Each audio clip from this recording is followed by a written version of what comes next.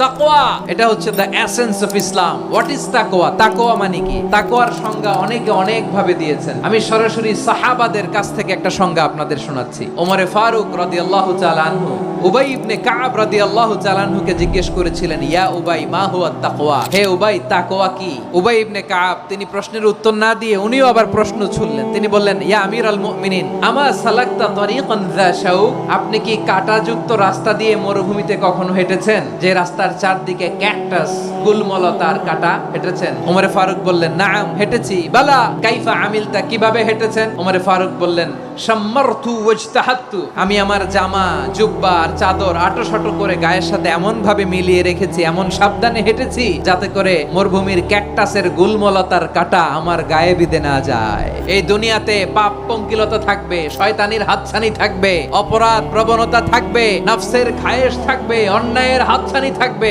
সব কিছুকে দলে মুচড়ে পেছনে ফেলে সাবধান হয়ে এই দুনিয়ার সিরাতুল মুস্তাকিমের পথে চলতে হবে। যেই রাস্তা শুরু হয়েছে দুনিয়াতে, শেষ হয়ে গিয়েছে আল্লাহর জান্নাতের ভেতরে। চিল্লায় বলেন ঠিক কিনা?